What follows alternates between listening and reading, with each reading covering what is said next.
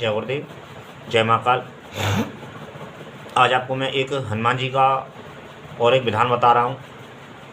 और वैसे इसके विषय में सभी जानते हैं और लोक विख्यात यह पाठ है।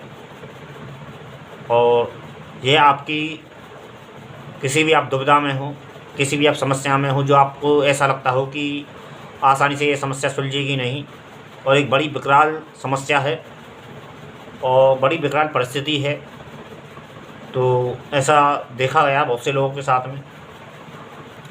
तो ये हनुमान जी का सुंदर कांड का जो पाठ होता है, तो उसके विषय में मैंने कई अनुभव भी सुन रखे हैं और कई जानकारियाँ भी। सुंदरकांड का जो पाठ होता है बहुत से लोग करते हैं, साधक लोग करते हैं। यहाँ पे नॉर्मली जो सामान्य मानव जो होते हैं, सामान्य पुरुष जो होते हैं, सामान्य या फिर जो एक नॉर्मली व्यक्ति होता है, वो भी सुंदरकांड का पाठ करता है।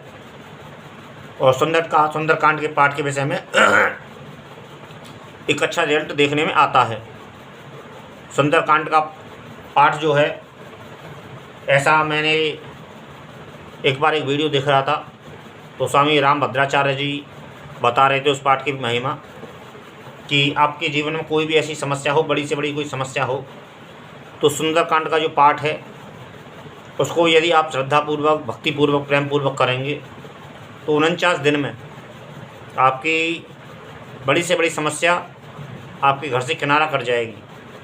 और उन्होंने यह भी बताया कि जो उन्होंने जानकारी दी थी कि किसी को फांसी हुई थी और जज ने उसको फांसी दे रखी थी, उस कैदी को, उस मुजरिम को फांसी दे रखी थी।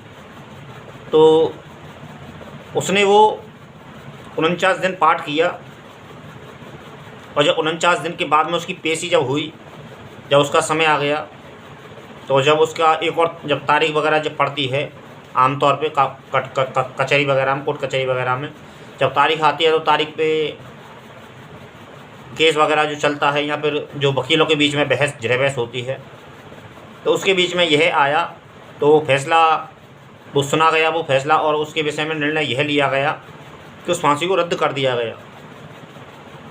तो आप इस बात से अंदाज़ा लगा सकते हैं कि इस पाठ में कितना असर है और इस पाठ की क्या महिमा होगी कि यदि कोई जज को फांसी टालने का, क्योंकि अंतिम विकल्प जो होता है वो राष्ट्रपति के पास में होता है, और राष्ट्रपति के पास में होने के बाद में जब जज किसी कागज़ पर हस्ताक्षर कर देता है कि इस चीज़ को ऐसे करना है और इस मुजरिम को फांसी दी जाएगी, तो वो जो एप्लीकेशन जो होते हैं या फिर जो पत्र होता है वो राष्ट्रपति के पास में जाता है। राष्ट्रपति से ये आग्रह किया जाता है और विनती की जाती है कि इस फांसी को आप ही रोक सकते हैं और आप ही प्रार्थना करके इस फांसी को रोकिए। लेकिन उसी कोर्ट कचहरी में उस फैसले को दोबारा सुना गया। वो जो फांसी दी गई थी, तो फांसी को देने के बाद में जज को जब सामने आया वही फैसला, उसको रद्द करना पड़ा। मतलब एक ऐसी कृपा हुई हनुमान जी की उस व्यक्ति पर। ये इस बात से आप अंदाज़ा लगा सकते हैं कि इस पाठ की कितनी महिमा है और इस पाठ की कितना प्रभाव है इस पाठ का। और हनुमान जी के वैसे सभी पाठ हैं, और भी मेरे पास में पाठ हैं जो अपने आप में तीव्र माने जाते हैं, बहुत तीव्र माने जाते हैं। हनुमान जी के जो अभी तक मेरे पास में 8-10 लगभग अनुष्ठान स्तोत्र वगैरह भी हैं, मंत्र वगैरह भी हैं। और मेरा स्वयं का भी अपने जीवन का एक अनुभव रहा है जो मैं आगे कभी बताऊंगा। और मैं भी कभी समस्या में पड़ा था, तो मैंने भी हनुमान जी से केवल प्रार्थना की थी। मैंने कोई अनुष्ठान वगैरह नहीं किया था, कोई स्तोत्र वगैरह नहीं किया था, क्योंकि उस समय मेरी नॉलेज में नहीं थी ये चीज़।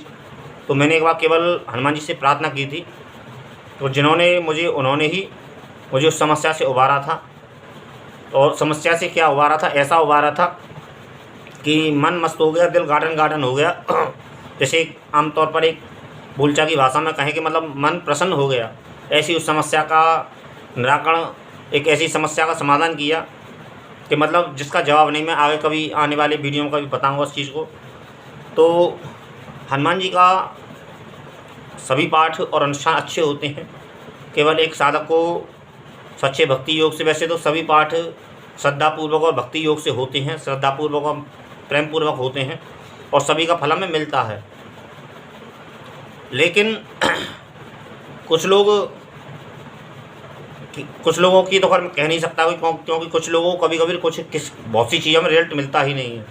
या फिर ऐसा मान लो कि बहुत से लोगों के साथ में अनुभव भी उन्हें नहीं आते हैं, और भी और बहुत सी चीज़ें होती हैं। तो कहने का प्रयास मेरा कल इतना ही है। आज जो सुंदरकांड की मैंने आपको लोगों को एक छोटी सी जानकारी दी है, तो ये एक छोटा सा अनुभव है जो मैंने स्वामी रामभद्राचार्य जी से मैं सुना था यूट्यूब पर, और मैंने उसी की एक जानकारी दी है। मैं सुंदरकांड का पाठ मैंने बहुत लोग करते हुए देखा है हनुमान जी के मंदिरों में। और एक व्यक्ति मेरे पास में ऐसा भी है जो आज एक अच्छी खासी पोजीशन में, वो शुरू से सुंदरकांड का पाठ करता हुआ आया था। आज उसकी सरकारी नौकरी लग चुकी है। अभी 3-4 साल पहले उसकी सरकारी नौकरी लगी थी। और एक सुंदरकांड एक अच्छा पाठ माना जाता है, और हनुमान जी की सिद्धि मानी जाती है, परिपूर्ण सिद्धि मानी जाती है और परिपक्व सिद्धि मानी जाती है। और हनुमान जी हमें सब कुछ देने में समर्थ होते हैं। और यदि हम सच्चे मन से यदि हनुमान जी की सेवा, भक्ति, पूजा पाठ करें, तो हनुमान जी हमें वो सब कुछ देने में समर्थ हैं जिसकी एक सामान्य मानव या फिर कोई भी साधक कामना करता है। राजसिक, भौतिक, सामान्य या फिर किसी भी प्रकार की मनोकामना ना पूर्ण हो, ऐसा हो नहीं सकता है।